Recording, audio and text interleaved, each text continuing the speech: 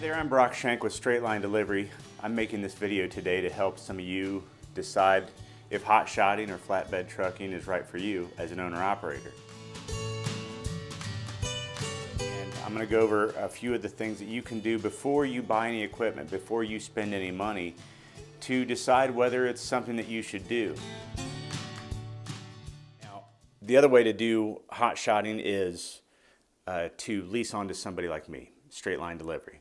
Now, there are a ton of different ways to lease onto somebody, and there's a ton of different business styles out there. You want to ask a lot of questions before you lease onto somebody. One, is HotShot the main source of income for this business, or do they have a flatbed business and they sort of just put hot shots, in wherever they can, because sometimes they need them, sometimes they don't, Booking a 48-foot flatbed, I've always said anybody can do. You know it's going to fit, you know the weight's legal. 48 feet, 48,000 pounds, it'll just say legal load. A lot of times it doesn't even say the weight, especially if you're working off a load board with a stranger, let's say. So just for fun, I let my son, who's 12, book flatbed freight with me. I would approve it, of course, but he could find it, and I would say, here are the parameters. The truck is here, it wants to go to here, it has to pay this much.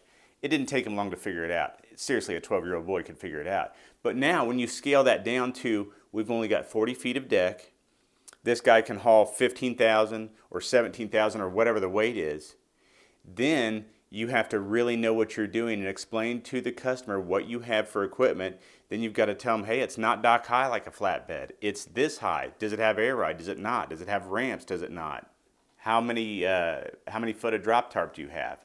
You have to know all these things. So there's a whole lot more moving parts when it comes to booking a hot shot. So I would be careful when leasing onto a company. If they mostly deal with flatbed freight, full-size flatbed freight, I would be real careful leasing my hot shot onto them, because, like I said, just because they know flatbed freight doesn't mean that they know hot shot. Then I would also discuss with the company your goals, why you want to do this for a living as opposed to something else. Do you need every Wednesday off because you're a softball coach? Is that how this company works? Are they out and back every day so it won't make any difference? Do you need to be home every Tuesday for a doctor's appointment at 4 o'clock?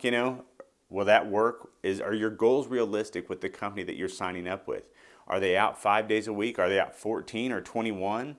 Those are the kind of questions that you want to ask before you sign on with somebody. Also, find out, can I talk to a current driver? Can I talk to somebody who's not a relative or part owner in the business, who you met as a stranger, that will tell me that yes, what you're saying is true? So can you talk to a driver that just applied there, started driving, and didn't know them from Adam before they started driving there, and ask them, how long have you been there? Are the pay terms exactly what I'm being sold here? Do you really make X amount of dollars? Do you really get paid every single week? Is your paycheck correct? I've talked to so many guys who, yeah, they eventually get their pay, but they might have $2,500 coming to them this week, and they get a check for $300 because of an accounting error, but the company's so big that they don't fix it for another week or two.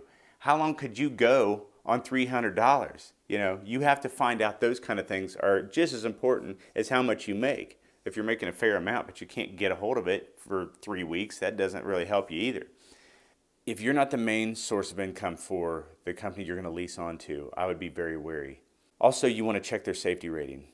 Go to the MFCSA, what is it? Federal Motor Carrier Safety Administrator, FMCSA, it's a mouthful.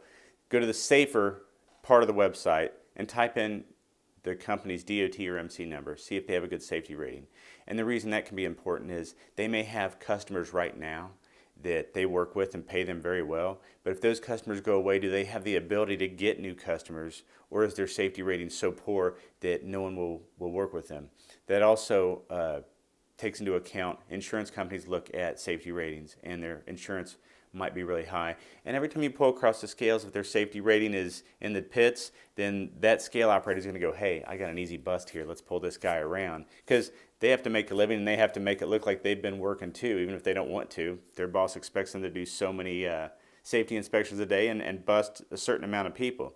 So Are you the icing on the cake, or are you the cake? You don't want to be somebody's icing. You want to be their main source of income, and you want to make sure you're working with a company that is experienced with loading hot shots and keeping them busy, because if they're not, again, you could just be somebody's icing. Don't be icing, be the cake. Do the free stuff first. Talk to the company. Talk to a driver. If you like what you hear, send in an application. Make sure that their insurance can work with you. Let them check your MVR to make sure nothing weird pops up.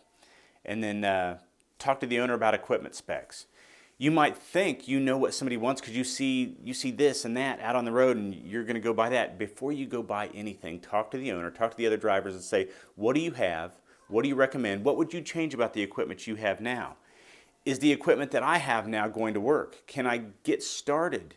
Get started as cheaply as you can. If you have equipment and it's not exactly right, is that going to be okay for 6 months? Can I buy new equipment in the future? Ask all those questions before you get started. Again, my name is Brock with Straight Line Delivery. I hope this video has been beneficial to you. If it has, hit like or follow. You can go to straightlinedelivery@gmail.com with any questions that you have. There's also Straight Line Delivery on YouTube. There's other videos, and I'll be making other videos in the future that will kind of hone in on specialty things that a lot of people ask about that I have found will be beneficial and help you learn from my mistakes. I've been in the business 10 years doing this. I've been in freight since the late 90s, whether it's loading docks or as a driver or as an owner-operator myself. So again, if this video has been helpful for you, like it, follow us on Facebook, follow us on YouTube. Thanks, and have a great day. Be safe out there.